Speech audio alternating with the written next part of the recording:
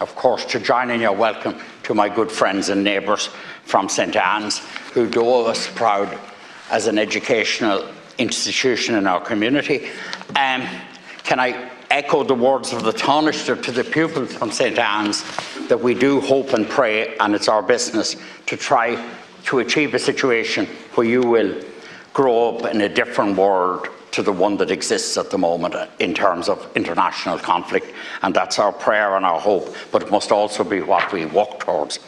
Can I just say that I endorse the motion from the Civil Engagement Group. I absolutely support the motion and every facet thereof. It's a good motion, and well done to you on bringing it forward, and it's timely and right, and there can be no more important issue that you could have brought forward at the moment, so well done on that. I think the Taoiseach began by telling us that America had vetoed a UN resolution again today. I think that's really disappointing, really regressive. We're great friends of America in this country, but often you have to, the essence of good friendship is straight talking and is honest relationships.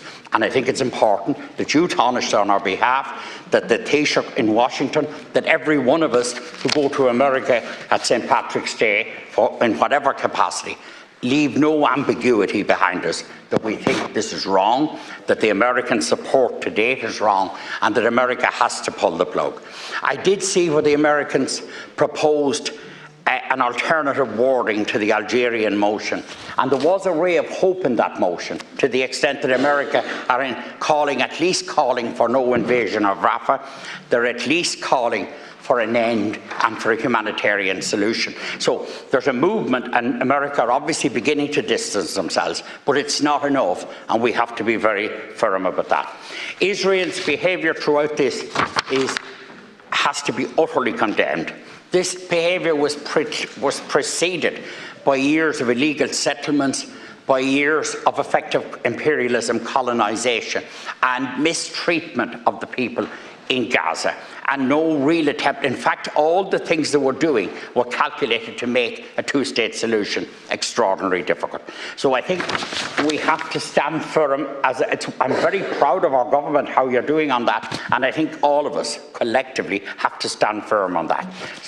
There's a list of statistics that are gruesome and frightening in the prelude to the motion from the Civil Engagement Group.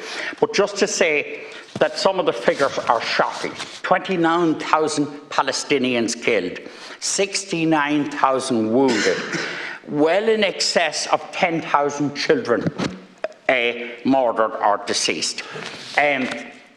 Lots of injuries, starvation, malnutrition, and in fact a lack of medicine, amputations without proper and anaesthetics, etc., and treatment, cesarean sections for women without the anaesthetics. It's just a horror. The entire thing is a horror. Just to give you one other figure before we talk more about the politics of it, 90% of children under 2 in Gaza and 95% of pregnant breastfeeding mothers are having food poverty at the moment. That's a horrendous statistic, and that's from UNICEF. So on a daily basis, we're witnessing a horror here. We cannot be ambiguous about it. It's wrong. It's openly wrong. And we have to be, given that there's about 1.2 or in excess of that million Palestinians in good faith on their part pushed into Rafah, the idea that Rafah would have an assault now is a horror, is a wrong, cannot be condoned in any sense of the word. And it's not defence, it's a revenge exercise, as the Taoiseach said recently. It's just wrong. It's also, to be honest, and let's call a spade, to go in there, and a lot of what's happening is genocide, in that it's not the selective identification of people, of terrorists. It's the punishing, it's the criminalising, it's the dehumanising, it's the annihilation of an entire population, of a people. It's the elimination of a people in a ruthless, cruel and wrong way. And there's no fancy talk about this. One thing that the West should bear in mind, and I don't like saying this with our visitors from 6th class in the chamber, but we are going to breed here, and have no illusions about this, a new generation of suicide bombers.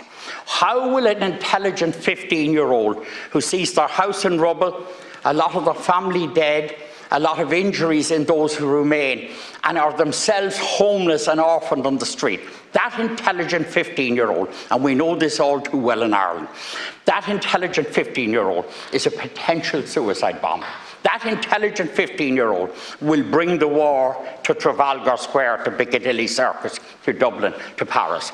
It's a horrible thought, but there's no avoiding it, and that will be the ultimate result of some of this. We're not going to be able to smugly live in isolation from it again now, because these children are suffering post-traumatic stress. So we need a ceasefire, we need the sanctions, we need to support sanctions at EU level, we need to recognise the state of Palestine. I think at this stage, Taoiseach, any nice talk should finish. This is not acceptable, and we should be unambiguous in our approach. Thank you.